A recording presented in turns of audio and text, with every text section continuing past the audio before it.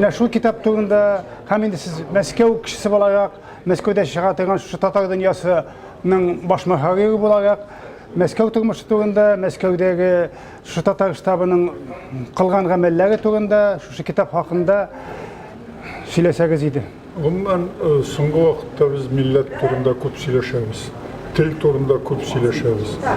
Ләкин бергә менә бик күп кешеләрнең, төрле караштагы кешеләрнең фикерен бергә туплап, чын мәгънәсендәге профессиональ җыентык чыгара алганыбыз юк иде. Үз җиремдә, үз телем китабын мин менә шушы яктан игътибарга лаек һәм ихтирамга лаек дип саныйм. Чөнки чын мәгънәсендә профессиональ гадәттә мондый винегрет китаплар да төрле очраклы материаллар, очраклы әсәрләр, очраклы мәкаләләр була. Менә монда мин тапмадым.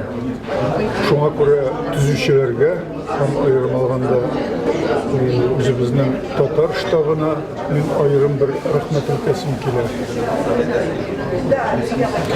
Рәхмәт, менә сез инде үзегез Мәскәү кешесе. Мәскәүдә чыга торган Зур татар дөньясы газетасының баш мөхәррире.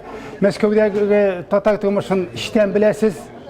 Менә шу татар оешмалары турында, ни өчен шу Мәскәү татарларына бердәмлек җитеп бетмәү турында әзер сөйләп китсәгез, белүчеләр бит инде Рөстәм әфәнде Җамалиев Мәскәү татарлары конгрессы оештырырга да теләп йөри. Ул эш барып чыгармы сезнеңчә? Шул хакта фикерләрегезне ортаклашсагыз иде.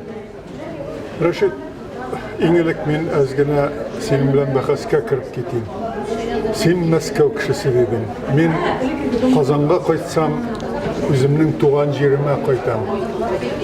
Мин Мәскәүгә кайтсам, үземнең 25 ел тынычлап, җиң сызганып, иҗат иткән, эшләгән шәһәремә кайтам. Мин Мәскәүдә Мәскәү кешесе, Казанда Казан кешесе, Истанбулга барып чыксам, түрк кешесе дип саныйм үземне. Чөнки кешенең, язучының язмышы, күңеле чикләнмәскә тиеш. Мәскәү татарларына килгәндә, гомумән Мәскәүдә татар җәмәгатьчелеге бик көчле һәм мин дөресен әйткәндә көтмәгән идем үз вакытында. Мәскәүдә әйтик, ул бар инде, элегелектән аны Әмирхан Миникилар да әйтә иде үз вакытында, ике татар булса, 3 партия була инде дип гадәттә. Ләкин монда ул шаяру урынсыз дип саныйм. Чөнки Мәскәүдә һәр районда татар җәмәгатьчелеге бар. Әлбәттә, алар 100% бер-берсе белән бөтен мәсьәләдә дә килешеп эшли алмыйлар, яши алмыйлар. Ул мөмкин дә түгел. Әгәр дә шулай булса, ул теге КПСС заманында гына мөмкин иде. Райкомнан ни төшерелсә, бөтенебез бердәм одобряемс дип әйтә идек. Хуплыйбыз дип әйтә идек. Ләкин берәйбер уйландырырга тиеш. Кем милләткә файдалы эш эшли? Кем зыян китерә? Мин менә штабка килгәндә, штабның бик активчилеге булмасам да, даими аралашып яшим штаб әһелләре белән. Һәр вакытта, һәр утырыштан минем урынбасарларым да, үзебезнең газетада эшләгән кешеләр дә һәр вакытта штабның бер утырышында калдырмыйлар, кызыксынып киләм.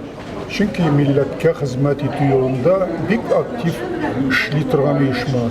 Рөстәм Фәйзовичны дөресен әйткәндә, ул аерым хөрмәткә лаеклы шәхес, чөнки ул масрафларны һич хисапламый, үзе адресына әйтелгән авыр сүзләргә артык исе китмичә, һаман үз юлында, үз эшен эшли, милләткә хезмәт итү. Анда ветераннар да җыела, анда фронтовиклар да килә торган иде, анда яшьләр дә җыела, татар, башкорт та җыела, төрки халыклар да җыела, мөселман халыклары да җыела.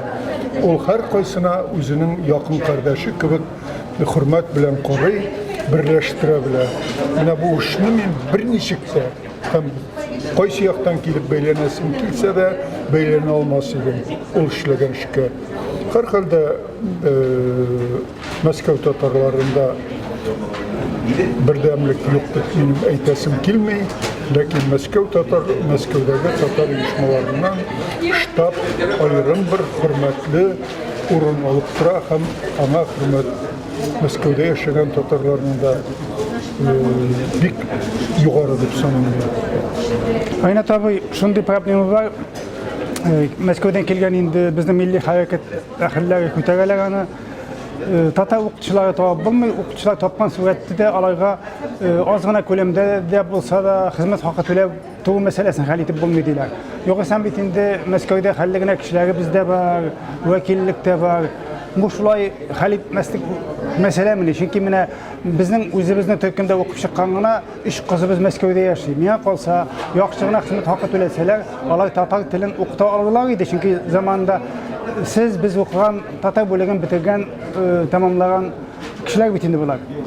Bilasizmi, bu mesele benim için bik yakın mesele.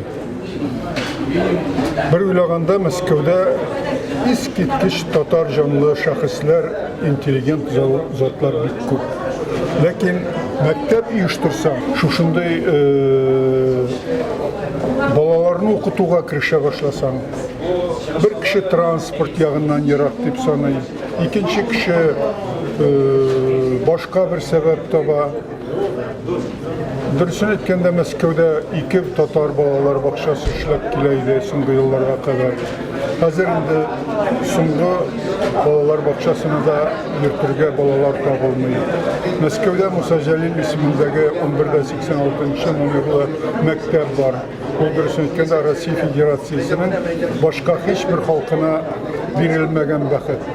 Анда да кызганычка каршы инде ялгышмасам 65-70% балалар башка милләттән. Мәскәү бит искиткеч зур шәһәр. Һәм татарлар кайчандыр алар Проспект Мира һәм шушы Замоскворечьедә тупланып яшәсәләр, хәзер алар инде таралып бетте. Аларны әкрен-әкрен тараталар. Шуңа күрә бергә туплау җиңел эш түгел. Һәм шул ук вакытта татар үзәгендә татар теле дәресләре, татар теленә өйрәнү дәресләре бар. Шуның өстенә әле Ленин китапханәсендә дә андый группа эшли. Килүчеләр бар, килүчеләр тел өйрәнергә теләүчеләр бар.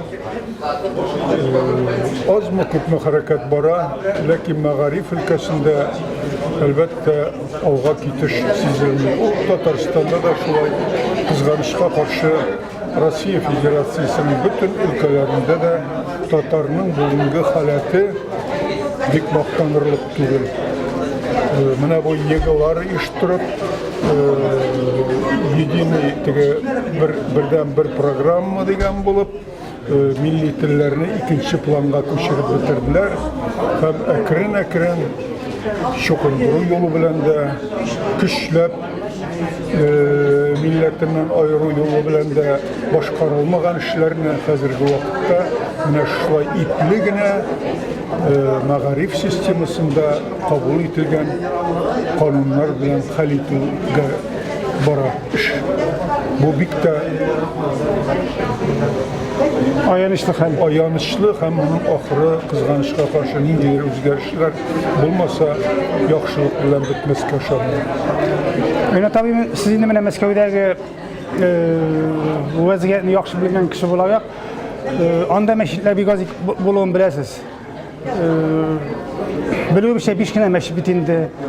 Шу 12 миллион халык яшәгән, 12 миллион кеше яшәгән Мәскәүдә мәчеткә урын табу шул хәтле ул бик җитди проблема исән.